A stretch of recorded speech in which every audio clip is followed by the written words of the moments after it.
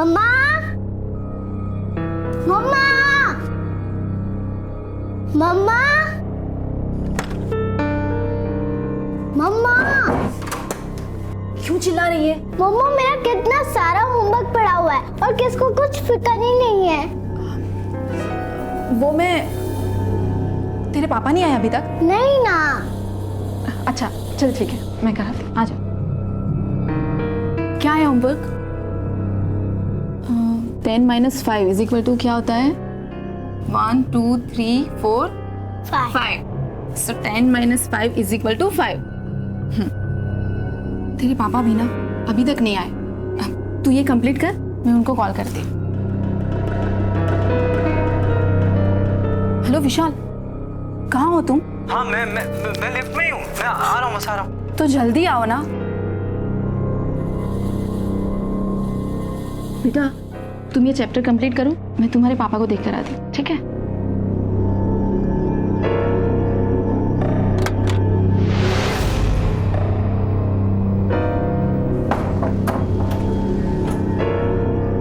कहाँ थे तुम? रिम्मी क्या कर रहे हो? हाँ होमवर्क हो रहा है। पापा मेरी प्रॉब्लम सॉल्व करो ना। कौन सा प्रॉब्लम बेटा? 10 + 5 6 + 2 हो गया है। 10 + 5 करो, 10 + 5 कितना होता है?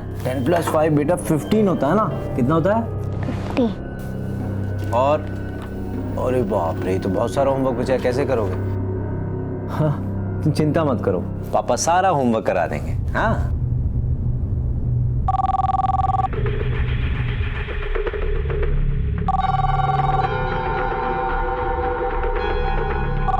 पता है किसका फोन है? तुम बच्चे की पढ़ाई पे ध्यान दो।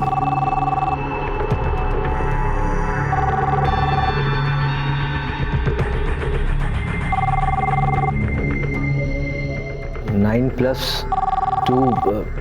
बेटा सर, आप 1 मिनट होमवर्क करो। मैं hello Vishal, please come fast, I really need your help. अच्छा अभी आ रहा हूँ मैं। बेटा आप होमवर्क करो, मैं आता हूँ। हादसों से भरी है हमारी जिंदगी। हादसे जो जिंदगी में दहशत फैलाते हैं, हादसे जो किसी के जुर्म की वजह बनते हैं और किसी के लिए तकलीफ की वजह। यह हादसा घटा दिल्ली से सटे नोएडा शहर की एक सोसाइटी में, जहां रात 12 बजे तक भी लोगों का आना जाना रहता था। टाइट सिक्योरिटी, हर कोने में सीसीटीवी कैमरास, जहां हर पल किसी अजनबी के किसी भी फ्लैट तक पहुंचने की शिनाख्त की जाती है। तो फिर वहां क्यों एक औरत ऐसी हालत में पाई गई जहां उस पर जानलेवा हमला हुआ?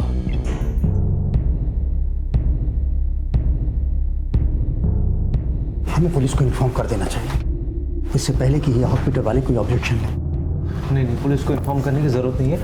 मुझे लगता है पहले माया को होश आ जाए, फिर बुला ले। क्या बात कर रहे हो विशाल? हमला हुआ है माया पर, किसी ने उसकी जान लेने की कोशिश की है और तुम कह रहे हो कि पुलिस को इन्फॉर्म ना करें? गले में स्लिट है, सर पर वार किया गया है, उसका मर्डर करने की कोशिश की गई है। पता नहीं बेचारी बचेगी कि नहीं। किसी ने माया के भाई भाभी को इन्फॉर्म किया कि नहीं? हाँ, वो लोग ऑफिस में हैं, चावला जी ने उन्हें इन्फॉर्म कर दिया।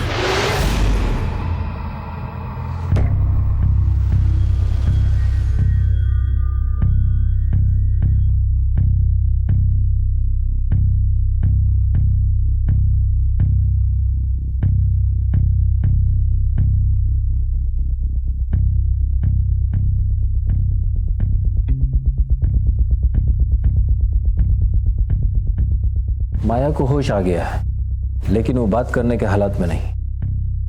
अब आप पुलिस को इन्फॉर्म कर दीजिए। Hello, police station.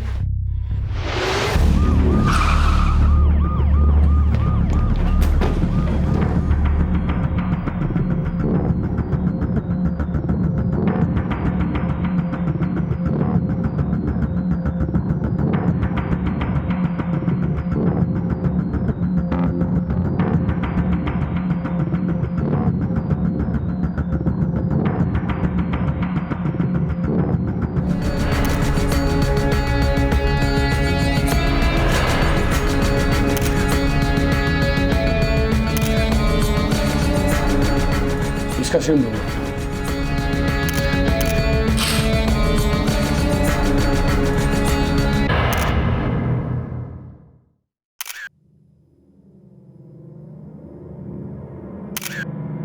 सबसे पहले किसने देखा?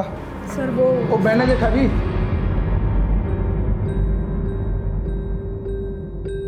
हाँ जी, क्या देखा आपने? ओ जी, मैंने देखा हमारे घर में मेहमान आए हुए थे और जोर से चिल्लाने की आवाज आई, सरिता सरिता सरिता। मैं, मेरी मिसेज और मेहमान हम लोग भाग के आए घर में, देखा तो माया पूरी खून में लथपथ थी।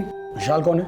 ओ जी, विशाल ये सामने हमारा नेबर है, 302 में रहता है और 303 में हम रहते हैं और 304 में ये माया अपने भैया भाभी के साथ रहती है। अभी ये विशाल कहाँ है? विशाल अभी माया को हॉस्पिटल लेके गया जी। और इसके घर वाले? घर वाले उसके भैया भाभी के साथ रहती है। इसका अभी तलाक हुआ है और इसकी भाभी को तो हमने इन्फॉर्मेशन दे दिया है और भाई इसका कॉल सेंटर में काम करता है और उसको वहाँ इजाज़त नहीं है कि फ़ोन उठाने की ना लगाने की, और उसका फ़ोन बंद आ रहा है। आपकी इस बिल्डिंग में सीसीटीवी लगा है? हाँ सर, सीसीटीवी अपना नीचे सोसाइटी ऑफिस में है। Thank you. महेश्वरी, सर। इस बिल्डिंग के सीसीटीवी का फुटेज चेक करो और सेक्रेटरी और चेयरमैन को बुलाओ, क्विक। सर।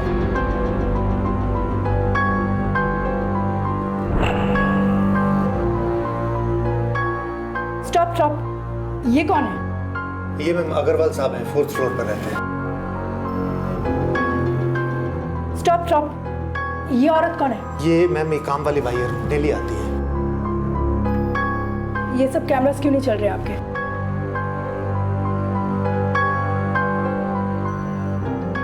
फॉरवर्ड करो इसे थोड़ा। स्टॉप, ये कौन सी बिल्डिंग का वॉचमैन है? ये मैम ये अपनी बिल्डिंग का, ये बी विंग का।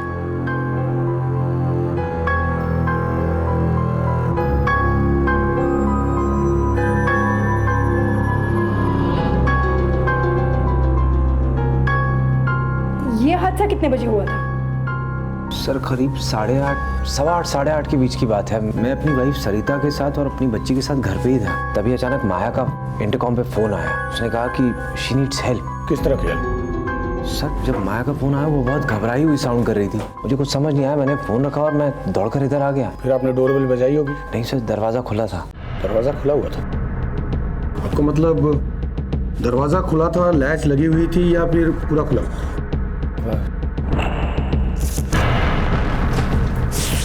सर जब माया का फोन आया मैं खुद घबरा गया, मुझे कुछ समझ नहीं आया। मैं सीधा दौड़ के यहाँ पहुंचा, दरवाजा खुला ही हुआ था सर। मैंने सरिता को आवाज़ लगाई। तो डेफिनेटली आपने दरवाजे के लॉक को हाथ नहीं लगाया हो? नहीं सर। श्योर? हाँ सर, नहीं लगाया मैं। आप मुझे ये पिछले 3 घंटे की सारी फुटेज एक पेन ड्राइव में दीजिए। जी हो जाएगा मैम।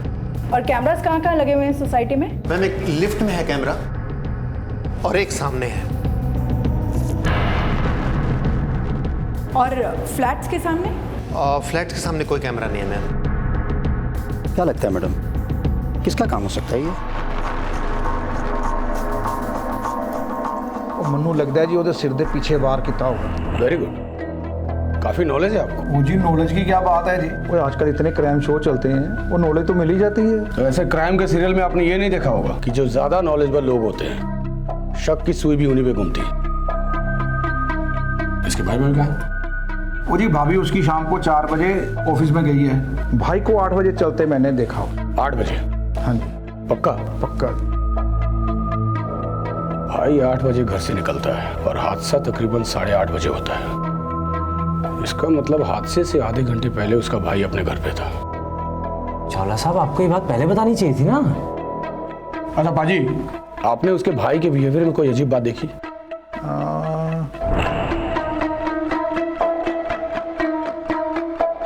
हाँ, वो हर रोज जाता है, मेरे को हेलो करके जाता था और आज वो चुपके से चला गया। क्या हुआ इंस्पेक्टर साहब? आप लोग? मैं माया का भाई। और मैं भाभी।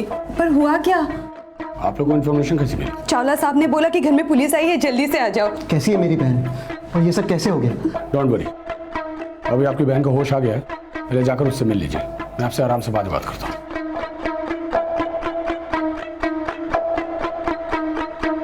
माया अपनी भाभी के साथ रहती थी। अगर पड़ोसियों की माने तो हादसे के वक्त माया अपने घर में अकेली थी। पुलिस ने सीसीटीवी की सारी फुटेज छान मारी, लेकिन उनके हाथ कोई सुराग नहीं लगा। घर में ना कोई चोरी ना कोई लूटपाट, लेकिन माया की हालत देखकर ऐसा लग रहा था कि जिस तरह से उस पर वार किया गया था वो किसी रंजिश की वजह से या गुस्से में किया गया था। यानी वार करने वाला इंसान माया से बेहद नफरत करता था। ये बात पुलिस की समझ में भी आ चुकी थी। लेकिन वो शख्स था कौन, इसका जवाब अब सिर्फ माया के पास था। हमेशा सर, सीसीटीवी की 3 घंटे की फुटेज मैंने एक पेन ड्राइव में ले ली है।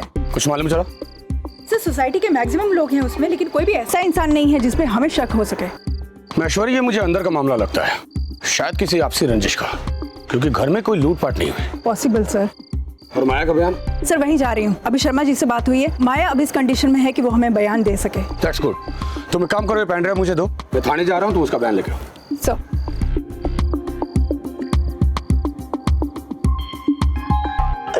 अंधेरा बहुत था, मुझे कुछ दिखाई नहीं दिया। माया का बयान भी पुलिस के किसी फायदे का नहीं था, क्योंकि माया के मुताबिक उस पर पीछे से वार किया गया था और उसके बाद उसे कुछ याद नहीं था। हालात को देखते हुए पुलिस के पास अटकलें लगाकर सबूतों तक पहुंचने के अलावा और कोई चारा नहीं था। सर, माया के बयान के मुताबिक पहले किसी ने उसके सर पर वार किया वास से और फिर गला काट दिया। और फिर माया विशाल को फोन करके अपने घर बुलाती है, और जब विशाल उसके घर में एंटर करता है तो दरवाजा खुला पाता है। सोचने वाली बात यह है कि कोई अपराधी हादसे के बाद दरवाजा खुला क्यों छोड़ेगा, और हादसे के आधे घंटे पहले माया का भाई भी उसके घर पे था। इसका मतलब ये हुआ सर कि हादसे के वक्त माया और उसका भाई दोनों एक साथ थे घर पर। महेश्वरी, सर। माया का घर सील कर दो। जी सर। बोलती थी मत पड़ो उसके चक्कर में, वो औरत ठीक नहीं है, एक ना दिन जरूर कांड करेगी। तुम्हारी प्रॉब्लम क्या है? कौन से चक्कर में फंस गया मैं, और कौन से कांड में इन्वॉल्व हूँ? तू क्यों बार-बार चले जाते थे उसकी हेल्प करने? सिर्फ इंसानियत के नाते। बेटा से मिल जाओ, अंदर जाओ, जाओ। देख लिया तुमने? तुम्हारी वजह से बच्ची पे क्या असर पड़ रहा है? क्या सोच रही हो अपने बाप के बारे में? Sarita, I understand the stress, please calm down. देखो तुम सब जानती तो हो, अब भी अभी तो तलाक लेकर आई है, भाई भाभी से उसकी बनती नहीं। एक तो पति ने छोड़ दिया, ऊपर से खुद के भाई ने अपनाया नहीं। तो तुम कौन सा रोल प्ले कर रहे, भाई का या पति का? माया और उसके पति की लव मैरिज हुई थी। पहले तो हमने उसे एक्सेप्ट नहीं किया था, पर बाद में उसकी जिद पर हम मान गए थे। फिर सडनली पता नहीं क्यों 6 महीने पहले वापस आ गई, तलाक लेकर। हमने तो कहा था वो जब तक हमारे साथ रहना चाहती है रह सकती है। क्या तलाक के बाद भी उसका हस्बैंड उससे मिलने आता था? हमारी नॉलेज में तो नहीं। और मेरे ख्याल से उन दोनों का बातचीत भी नहीं होती थी। आप उसका एक बार फोन चेक कर लीजिए। नहीं, वो तो हम कर लेंगे, क्योंकि किसी शातिर ने माया का फोन और लैपटॉप डिस्ट्रॉय कर दिया है, और जाहिर सी बात है कि अपराधी नहीं किया होगा। उसका हस्बैंड कहाँ रहता है? दुबई में रहता है, विनय नाम है उसका। शादी के बाद में वही शिफ्ट हो गई थी, वो वही सेटल है दुबई में। तलाक के बाद वो कभी तुमसे मिलने आया? वो अक्सर मुझे फोन करता था, फोन कभी खुद के नंबर से तो कभी किसी और से करवाता था। क्या कहता था? धमकी देता था कि अगर मैं उसके पास वापस नहीं आए तो वो मुझे उठाकर यहाँ से लेकर जाएगा। रो मत, बताओ।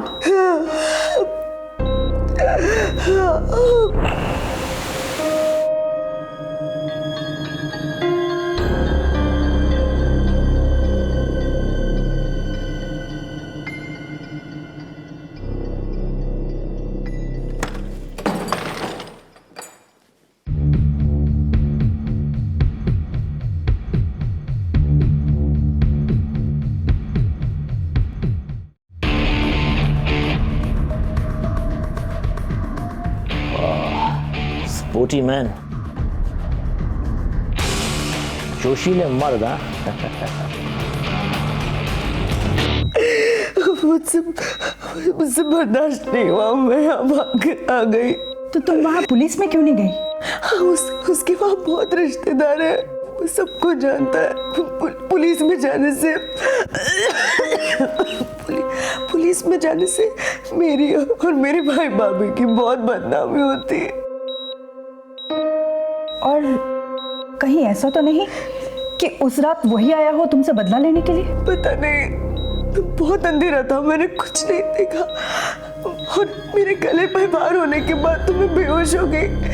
मुझे नहीं, मैं नहीं बता सकती। आप हादसे की रात 8 बजे घर से निकले और हादसा तकरीबन 8:30 बजे हुआ।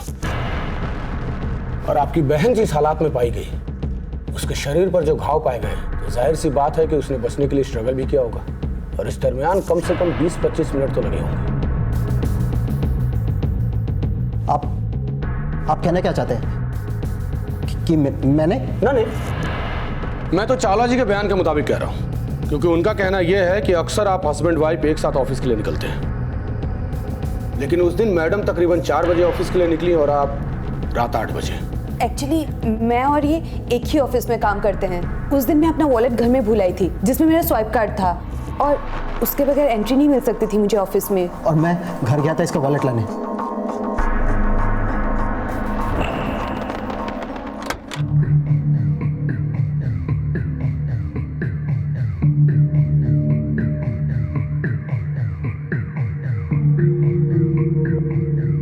माया, माया, माया, हेलो। वॉलेट मिला? हाँ मिल गया। अच्छा तो जल्दी करो, एंट्री नहीं मिल रही, मुझे एब्सेंट लग जाएगी मेरी। हाँ आ रहा हूं। माया, माया, तुम अंदर हो क्या? हेलो। अभी तक निकले या नहीं? बस अभी आ रहा हूं।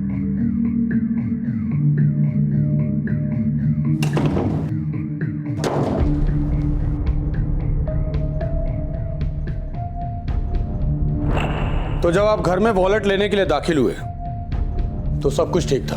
हाँ, मुझे लगा माया बाथरूम में है। और उसके बाद आप दरवाजा ऑटोमेटिक लॉक करके चले गए, ऐसे लैच लगा हुआ या फिर पूरी तरह से लॉक किया? हाँ लॉक, पूरी तरह से बंद करके। पक्का? हाँ। और विशाल के बयान के मुताबिक जब वो आपके घर में आया, जब माया ने उसको हेल्प के लिए बुलाया था, तब दरवाजा पूरी तरह से खुला हुआ था।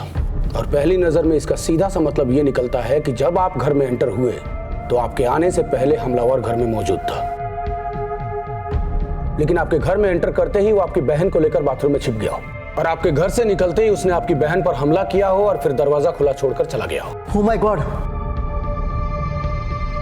इसका मतलब माया उस वक्त बाथरूम में थी, किसी के कब्जे में, और मैंने देखा भी नहीं।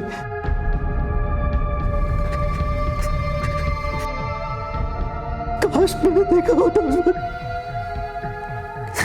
काश। तो सर ये कहना था माया का। कमाल है।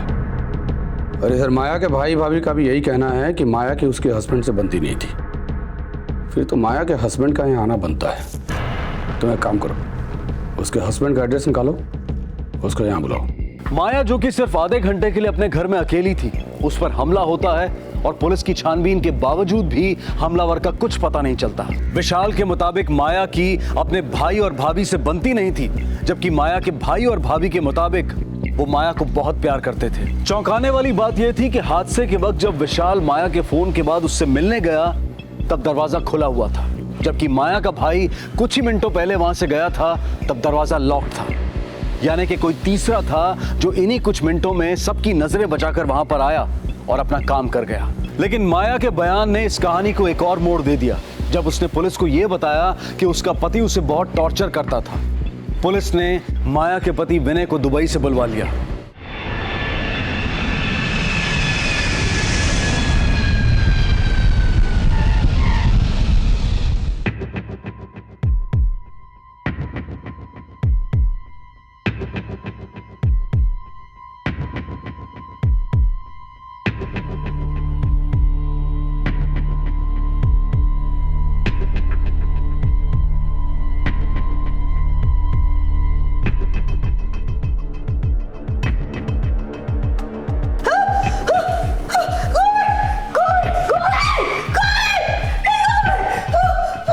आपको मेरे साथ पुलिस स्टेशन चलना होगा।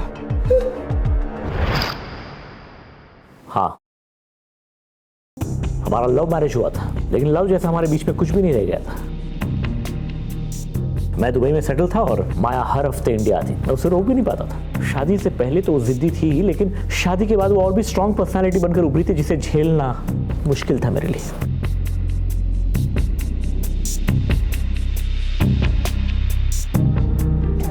मिस्टर विनय, आपके और आपकी बीवी के बयान में सिर्फ एक बात कॉमन है, लोकेशन। और आपने अपने बयान में एक और बात कही कि ऐसा कोई खास इंसान था आपकी बीवी की नजर में जिससे मिलने के लिए वो बार बार इंडिया आती थी। कौन है वो? देखिए sir, I am not sure, but मुझे शक है। शक? इसमें कौन है वो? ऐसा कौन खास इंसान था आपकी बीवी की नजर में कि जो आपके मना करने के बावजूद उससे मिलने बार बार इंडिया आती थी? कौन है वो? देखिए, मैंने आपसे mister Vinay, tell me, who is the guy? किसमें शक है आपको?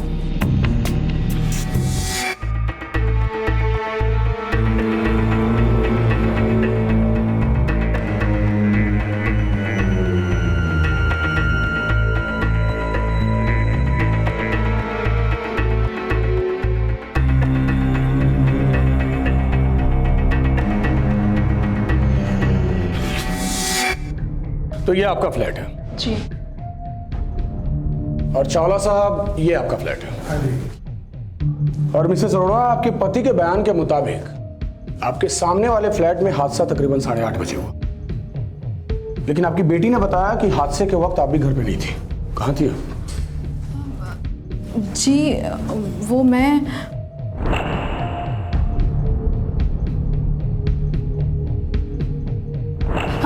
हाँ सर, वो मैं कचरे का डिब्बा रखने गई थी। हम कचरे का डिब्बा वहाँ नीचे रखते हैं। अच्छा, इस फ्लैट का दरवाजा बंद था या खुला था? शायद बंद था। एक्चुअली सर, मैंने ठीक से ध्यान नहीं दिया। कोई बात नहीं, जाहिर सी बात है उस वक्त आपके पति घर पे नहीं थे। कहाँ थे? जी, वो सोसाइटी ऑफिस में गए थे, उनको कुछ काम था। पर जैसे ही मैंने उनको कॉल किया, वो तुरंत घर पे आ गए थे। Are you sure? आपके पति सोसाइटी के ऑफिस में ही थे?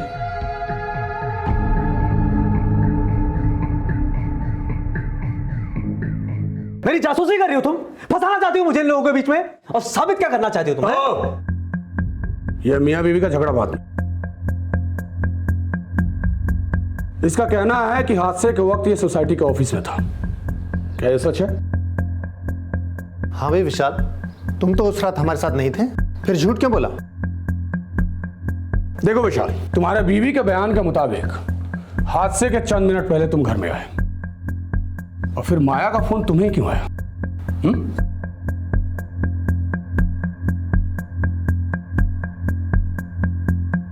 आप लोग मुझे घेर कर साबित क्या करना चाहते हैं कि मैंने माया को मारने की कोशिश की? सर, वो मुझे फोन करती थी, उसने मुझे बुलाया था, तो मैं उसको क्यों मारूंगा? और मुझे उसको मार के क्या मिलेगा?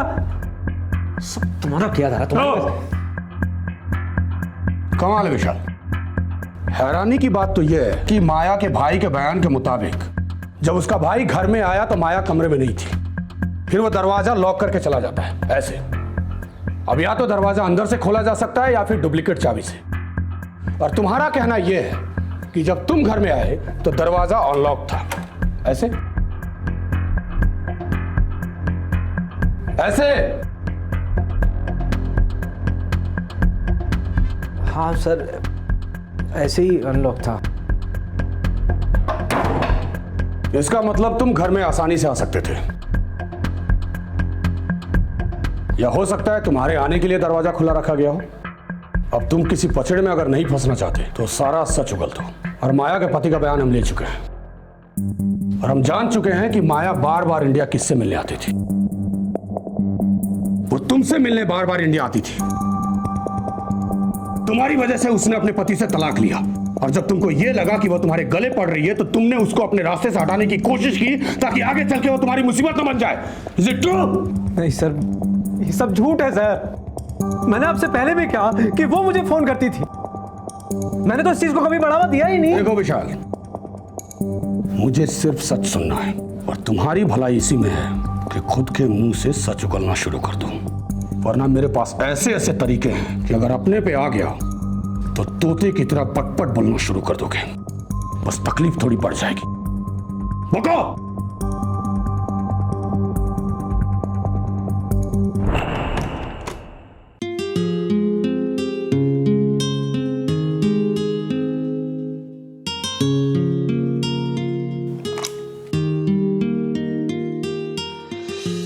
आप 1 मिनट होमवर्क करो। मैं hello hey Vishal, I am really missing you. सोच क्या रहे हो? अगर 2 मिनट में तुम यहाँ नहीं आए ना तो मैं वहाँ आ जाऊंगी। अच्छा अच्छा, मैं अभी आ रहा हूँ, अभी आ रहा हूँ।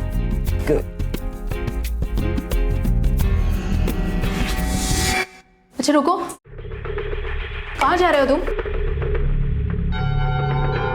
मैंने कहा कहाँ जा रहे हो? सोसाइटी ऑफिस जा रहा था किसी काम से। कचरे का डिब्बा रख के आओ। मुझे क्यों बोलूं, जाकर रख दो ना। अगर माया ने कहा होता तो कूड़ेदान तक फेंक कर आते ना। तुम्हारा ना दिमाग खराब हो गया। सोच समझ के बोला करो, दिमाग का इलाज कराओ जाके अपना। जब से देख रहा हूँ ये क्या खा रहे हो, कहाँ जा रहे हो, सवाल पूछ पूछ के जिंदगी खराब कर दी मेरी। अरे जाके खुद रख दो ना, जाओ। मेरा दिमाग खराब। बेटा अंदर जाके नोटबुक लेके आओ, मैं सोसाइटी ऑफिस जाके फिर काम कराता हूँ, ठीक है? Okay.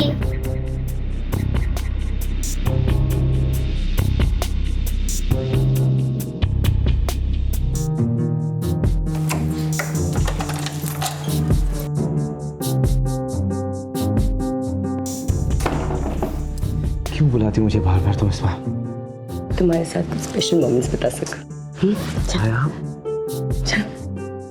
Please try to understand. तुमने ऐसा क्यों किया? क्यों किया? सरिता मेरी बात का यकीन करो, मैंने कुछ नहीं किया। इसको लेके जाओ यहाँ से। मैं सिर्फ अपनी फैमिली से प्यार करता हूँ सरिता।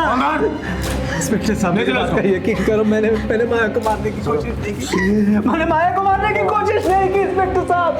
सरिता!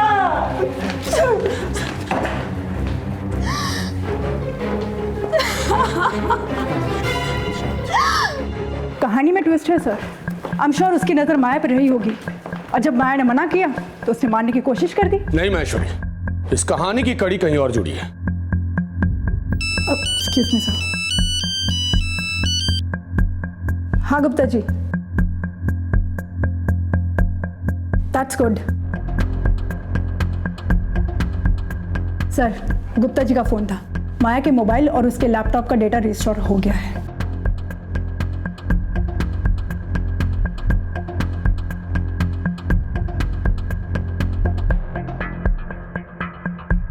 महेश्वरी सर, ये देखो, ये माया के लैपटॉप पे बहुत इंटरेस्टिंग डेटा है। केस पूरी तरह क्लियर है। यहाँ जितने लोग खड़े हैं इनमें से किसी ने हमला नहीं किया, और ना ही सीसीटीवी के फुटेज में हमें कोई ऐसा इंसान दिखा। तो आपको ये चोटें कैसी हैं? अब आप खुद बताएंगे कि मैं बताऊं? क्योंकि आपके लैपटॉप के डेटा से यह बात साबित हो चुकी है कि आप फॉरेंसिक रिसर्च कर रही थी। मतलब ये कि आप हमले को साबित करने में सक्षम थी। तो आप खुद अपने मुंह से कबूल कीजिए कि आपने अपने ऊपर किए हमले को अंजाम कैसे दिया। देखो माया, तुम्हारे पास कोई रास्ता नहीं है, अब तुम बुरी तरह फंस चुकी हो।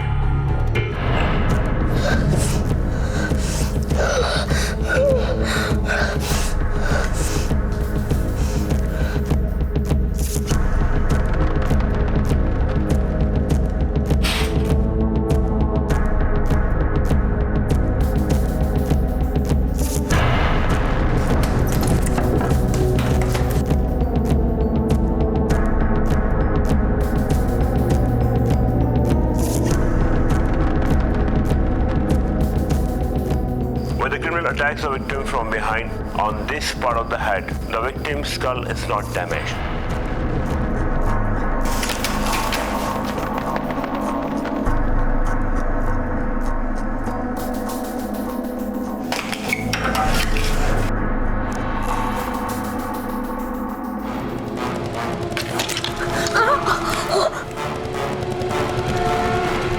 Hello, Vishal. Vishal, please come fast. I really need your help. अच्छा अभी आ रहा हूँ मैं।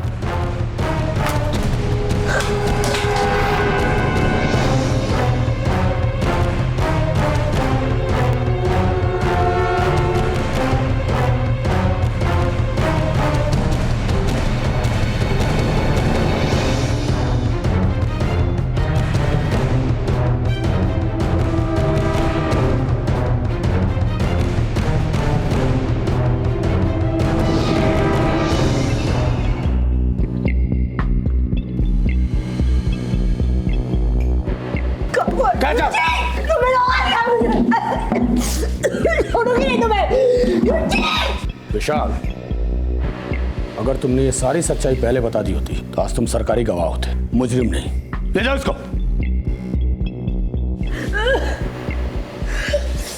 ले जाओ इसे भी।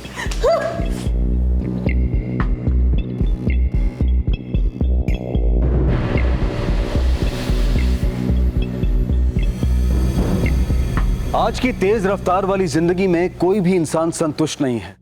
हर कोई बस हासिल करना चाहता है, इसमें कोई बुराई नहीं है। लेकिन अगर किसी और की चीज को हासिल करने का जुनून हो तो वो बन जाता है जुर्म। यही हुआ था माया के साथ। वो सरिता के पति विशाल को हासिल करना चाहती थी और उसकी इसी चाह ने उसे एक जुर्म करने पर मजबूर कर दिया। उसने ना सिर्फ अपने आप के ऊपर हमला करने का ड्रामा किया, बल्कि अपनी जान को दांव पर लगाकर विशाल को भी फंसाना चाहा। हम कहते हैं कि रिश्ते कॉम्प्लिकेटेड होते हैं, उलझे हुए होते हैं, जबकि सच्चाई तो यह है कि इंसान खुद रिश्तों को उलझा देता है। एक जायज रिश्ता जिंदगी को आबाद कर सकता है, लेकिन एक नाजायज रिश्ता जिंदगी को बर्बाद भी कर सकता है। अब मैं अनूप सोनी आपसे विदा लेता हूं। फिर मुलाकात होगी अगले एपिसोड में एक और चौंका देने वाले केस के साथ। तब तक अपना और अपने परिवार का ख्याल रखें और देखते रहें क्राइम पेट्रोल डायल 100। सबक एक को, सीख हम सबको। जय हिंद।